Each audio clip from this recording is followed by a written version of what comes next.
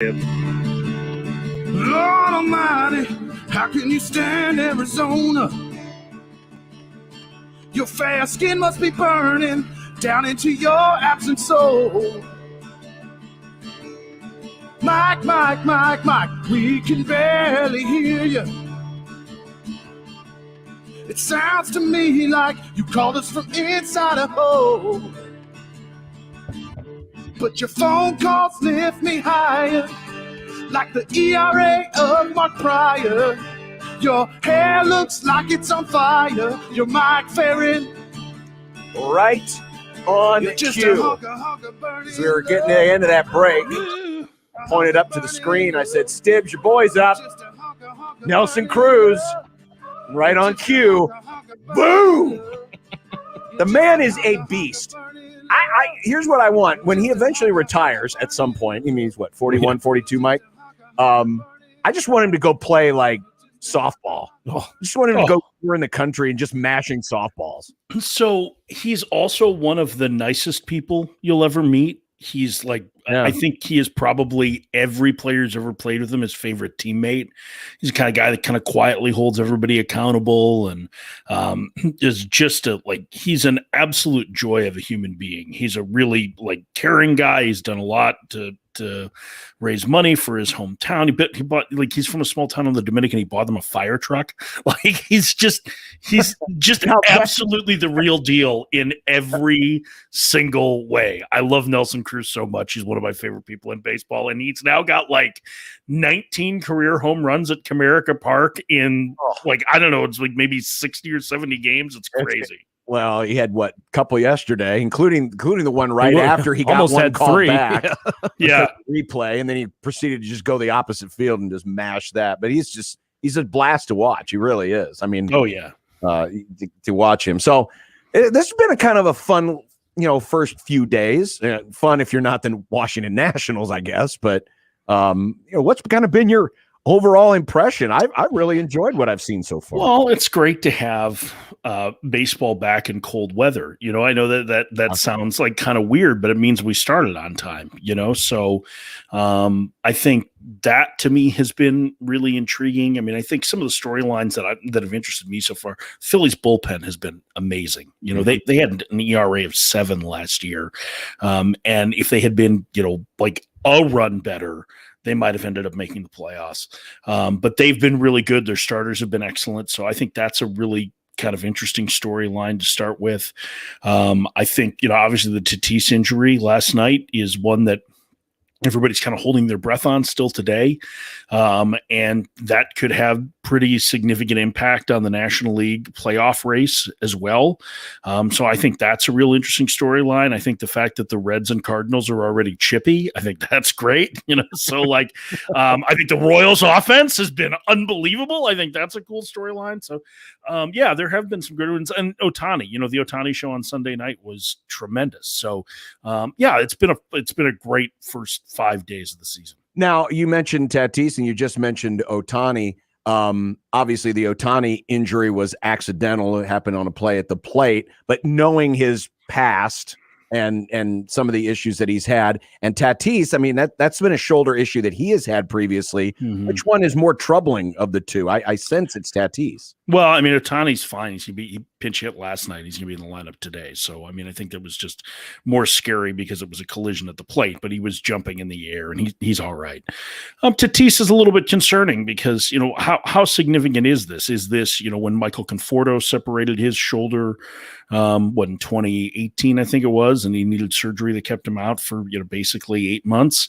Or is it like what happened to Hanley Ramirez frequently when he was a young player where I can't remember the number. It was at least 3 times that I remember Hanley having a subluxation of his left shoulder, the same arm, that the bottom hand of the bat during a swing, leaving the game in pain, and then coming back the next night and homering twice.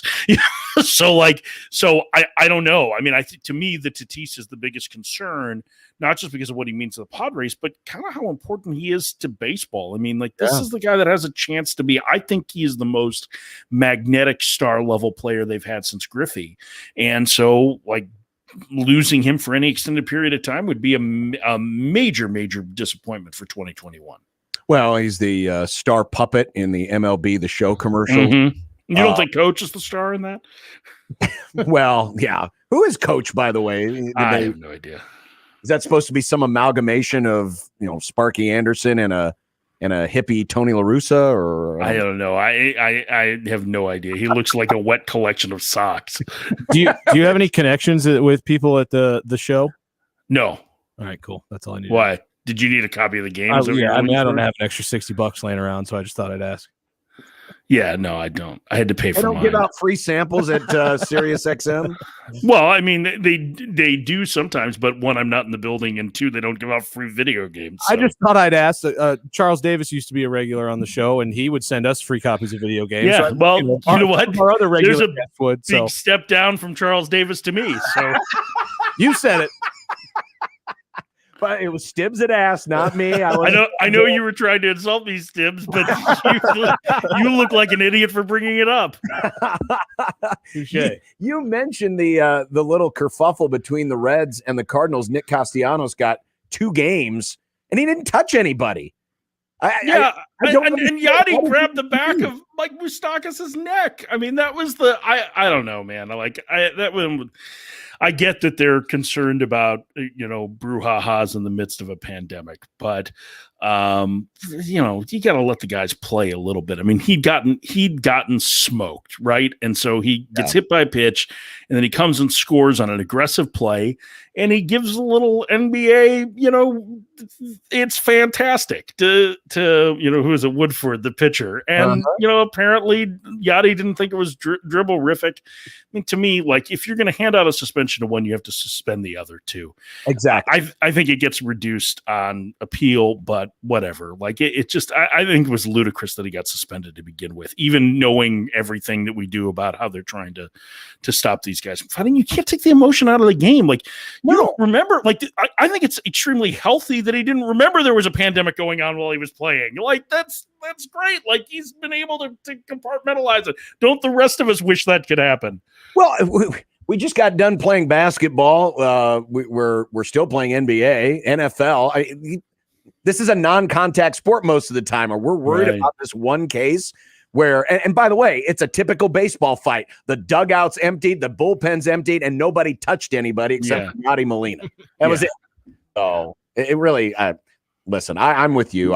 Give me some emotion, give me some passion, give me some fire, anything to spark something into Cincinnati. I mean, that's something that we're supposed to be focused on now, right? Is like the bringing the energy to the game and playing with emotion. And what was it? I don't know if you caught Amir Garrett's line today. He was asked a little bit about the Reds, and he said, "I want everybody to think that we're cockiest." He said, "I want to people to think of the Reds as some bat flipping, showboating sons of a gun," and like I think that's just amazing. Like, that's a great quote, and like terrific. That's great. We've got a team that's really ready to embrace that and have fun. And Amir Garrett is awesome. Like, he took on an entire team once, So yes, he did.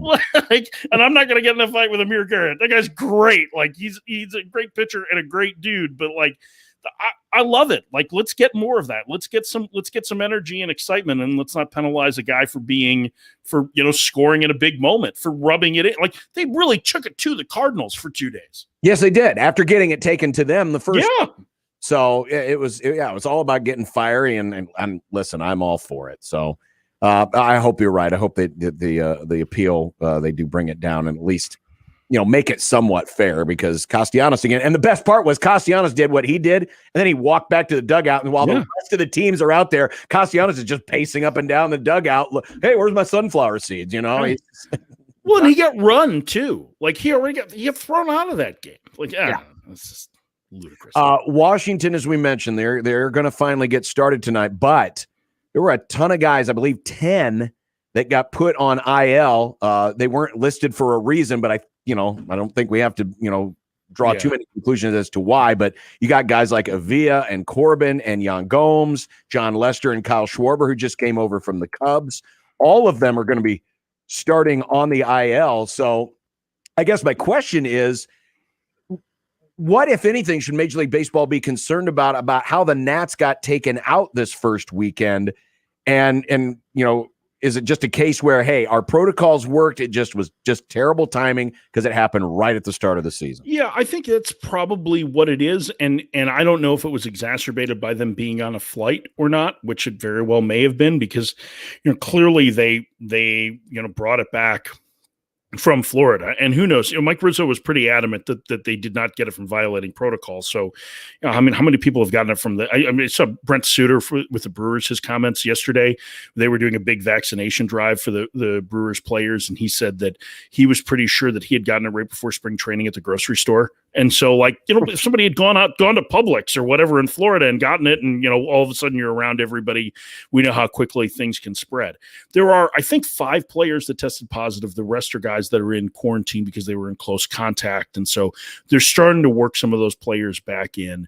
It's 9 total, so it's a lot that they're going to be without. And you mentioned a couple of the guys, but it's also Josh Bell and Josh Harrison, which is the starting right side of their infield, and so there's some significant losses for them in the next couple of days. We'll see. And then they fly to Los Angeles after their doubleheader tomorrow, and so, what is going to happen travel wise? I think it's just kind of, you learn. I think it was smart for the league to postpone, 5 games and get on it. And now I think it's a race now to try and get as many players vaccinated as possible. And that's a whole nother can of worms, because there are a number of players that are skeptical on vaccines, because that's the way, I guess it's not like when we were kids, when we just got vaccinated. Apparently things are different now. And listen, last year, well, not at this time, but at the beginning of the season last year, it was the Cardinals who had all the issues. And I thought I heard somewhere where aren't they above the threshold now? First team. Yeah. Only one that I know of that's above 85%, which is the threshold to be able to have some restrictions. And what are some of the restrictions that can be dialed back then just for the Cardinals? Yeah. So they don't have to wear masks on the charter. They don't have to wear masks everywhere. There's some places that they can go. They can gather maskless in the team hotel. They can actually start playing cards and hanging out on the charter flights again. Although those who have not been vaccinated have to keep separate and still wear their masks. So there are a couple things that just allow them another sense of normalcy. And the quicker that all gets done, the more we get back to everything. And listen, as a broadcaster, I'm invested in them getting this done quickly too, because the quicker that happens, the quicker we can get back out on the road and not. I mean, I know you went through it with Creighton this year. Trying to call games from a monitor is less than ideal, and you lose the feel of the ballpark. And I think it's unfair to fans too. I mean, it's as much as it sounds like we may be complaining about it. Really, we're trying to do the best we can, and what we're not being able to bring you the information either from conversations or from what's going on the field in the manner we would be if we were in person. So I think all of those things are reasons why. And so the more shots that they can get in arms, the faster that's going to happen. So, and as somebody who got vaccinated very early on, because we volunteered for Maricopa County, and we've been fully vaccinated since February 4th was when we got our second shot, and Moderna, and outside of having a little fatigue the next day that a nap knocked out, you were good to go, baby. And it's nice to not have that anxiety anymore. So. Yeah, it is. And, some of us are biding our time. We want the Johnson & Johnson. I want the one shot, not because I'm afraid of needles, but I'd like to get the one shot if I could. I don't know if that's going to happen or not, but it is great to see. Well, I figured at your advanced age that you would have been one of the first to qualify, especially with all of your health issues. Well, here's the crazy thing. So I tested positive for the antibodies a month or so ago. Oh, really? So you had it and didn't know? I had it and didn't know. And my wife was insane because she had it. And she insisted I get this test. I'm like, what difference is it going to make? And then I got the test, and she was all excited, and because she was convinced that the rest of us had it, even though we never showed any symptoms. Hey, well, listen, the going through that antibody test, I did that when I had to go into the tier system for a little bit for MLB. And so seeing it come up on the blood test is really cool that you have antibodies, especially after you've been vaccinated. And so now I know they've said, so we had Moderna. So I know that's 6 months is what they're saying now. But my plan is to get that blood test every month just to show how things are progressing and how long I have antibodies for, because I thought it was kind of cool. I just thought it was neat to see it show up on that line on the test. So, speaking of the opposite of cool, Georgia. There's a transition for you, friends. So Any concerns from a Major League Baseball perspective about any particular backlash or fallout for them? Obviously, it's a popular decision amongst the rank and file, but as we know in this country, some fans will take it differently than others.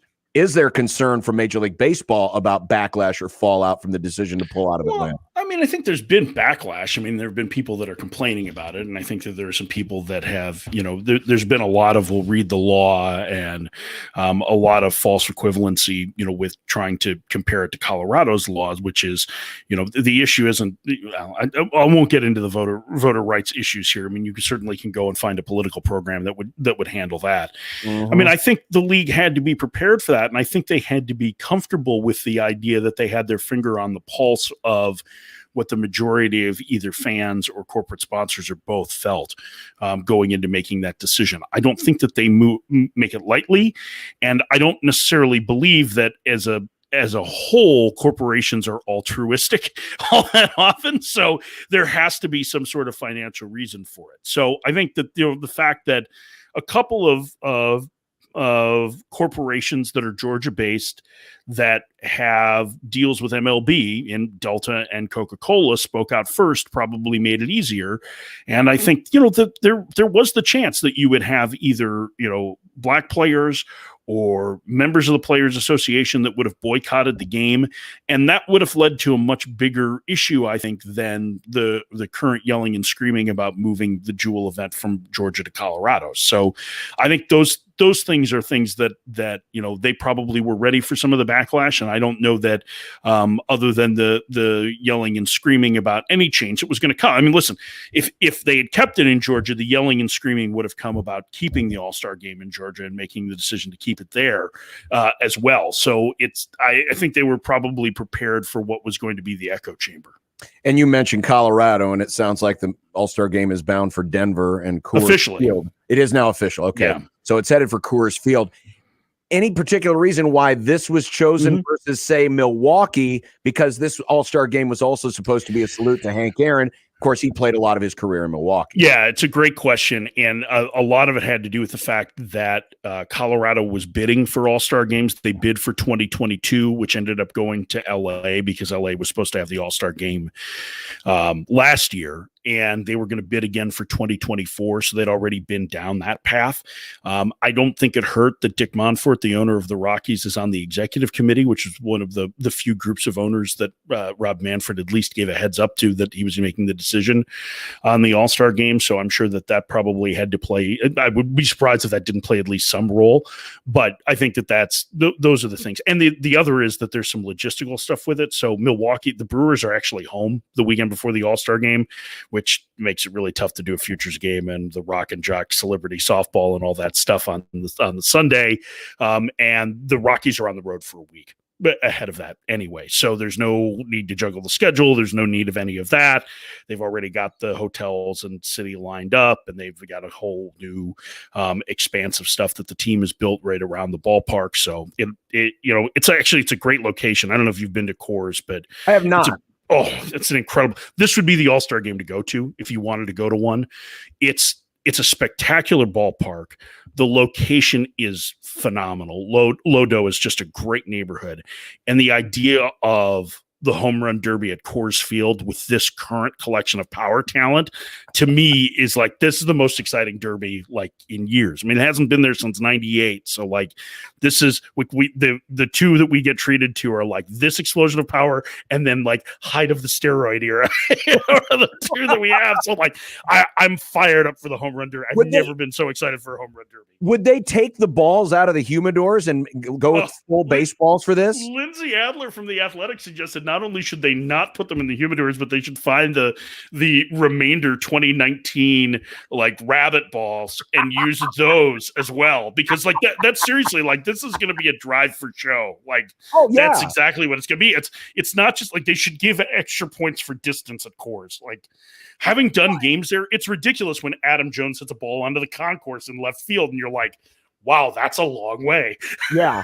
Well, and listen, and you make great points as to why it gets moved to Denver, but don't underestimate the fact that this home run derby might be a part of it as well, because you're trying to attract as much positive attention as possible, and chicks dig the long ball, as the old saying goes. Yeah. So, yeah. I mean, I'm sure that's part of it, but I really do think the logistics of it probably had more to do with it, and the fact that there's a little bit that there's a better connection with ownership there right now. So. One final thing before we jump off here, but yesterday they opened at the Rangers' new ballpark. Technically, it's still new. It would open last year, but no fans. Obviously, Texas is wide open. It was a full house, like 38,000, I believe, was the official attendance. I know not every team plays in Texas and every state is different, but how closely is the major leagues paying attention to what's happening in Arlington? So today the Rangers are playing again, and they're going to be at, I think, 25 or 30% capacity. So that was kind of a one-off for opening day that they were doing. But I think what you're going to see is, so like in Arizona, originally it was going to be 12,000 for opening day. The opener here is on Friday. Now it's going to be 20,000. That was just approved last week. I think what you're going to see as vaccinations continue across the country, you're going to start to see the capacity roll out. I just saw the governor of California today said that he's expecting a full reopening of California by June 15th, which is 9 weeks from now. So so I think what you're watching is like those attendance totals are going to continue to go up most places as more people get vaccinated, and you start to see the positivity rates go down. Now, there are scientists that are warning of a fourth wave because there are some of these variants that are a little bit persnickety, let's say, although the vaccine does seem to do, all of the vaccines seem to do a very good job against them when it comes to severe COVID, kind that would get you hospitalized. So then it would just be like a nasty cold if you had the vaccine and got one of those. But I think that they're kind of in a race to get as many shots as arms before they get to that, potentially fourth peak, and then we'll see what happens. But it's going to vary by municipality. I mean, DC, they're starting right now. They're 5,000 fans, but they have some of the strictest regulations in the U.S. Sure. And I can just say this: listening on opening day, it was nice to hear the din of the crowd on a radio broadcast. It was amazing how different it is. And I know they tried their best with all the sound effects and stuff, but it's just not the same. Yeah, I know, and I completely agree. And I'll even say that, like, in spring training, so we had like 1,200 a game or 1,300 a game at Salt River. And the first couple, you kind of got the sense that fans were still trying to figure out what to do. It was like Ricky Bobby, like, I don't know what to do with my hands. Right? But like then by about the third game, there was actually yelling and cheering. And like even the final exhibition that we played at Chase Field, there were like 5,000 fans in the ballpark. I mean, it was an exhibition that could have been more, but I mean, it was, like an exhibition Tuesday afternoon game against Cleveland. But like there was real noise. Like it was great. Like it was great to be able to hear real sounds and to hear real heckling and to hear real fans. And like, I'm sure everybody seems to enjoy that except the Astros. So. I just happened to turn over. I was about ready to go to bed, and I turned over to the Angels broadcast, and all of a sudden there is an inflatable trash can in the outfield. And I didn't put two and two together. It's like, that is the most random inflatable there could be. And then I realized when I looked at the scoreboard, they're playing the Astros. Yeah. I have limited empathy for that group, but I do have a little bit because they are going to have to wear it like nobody has worn it for an entire year. Well, that's because they didn't get a chance to wear it last year. Yes, but it's going to, I mean, you can already see that it's starting to wear on Dusty, 5 days in. And like, he's like, hey, man, I wasn't even part of this stuff. Well, hey, you jumped in, Dusty. I'm sorry, Big Dust, but you volunteered for this gig. Well, Mike, good to have you back, and we'll look forward to it. And it was great to talk baseball and not have to worry about any of Josh's weird questions today. Yeah, I noticed that. I noticed that he bailed. I'm assuming that he had to go like bet on the horses or something, right? He was apparently he's having dog issues. Yeah, his dog's being a little hyper, so they're having. Oh no! Yeah, I'm sorry to hear that. Yeah, I'm sure they'll be fine. But get him some stuff to work from home. Well, yeah, and we all got used to doing that now, didn't we? You're still doing it. Some of us have been doing it for a decade, so like, suck it up, Josh. All right, Mike, we'll talk to you next week. Thanks, enjoy the game. Sounds good. Great to be back. See you later. Ferrin, ladies and gentlemen, from Sirius XM MLB Network Radio and the Diamondbacks Radio Network. Byron Buxton just hit a solo home run, and the Twins have tied the Tigers 3-3 as they are late in that game. More on the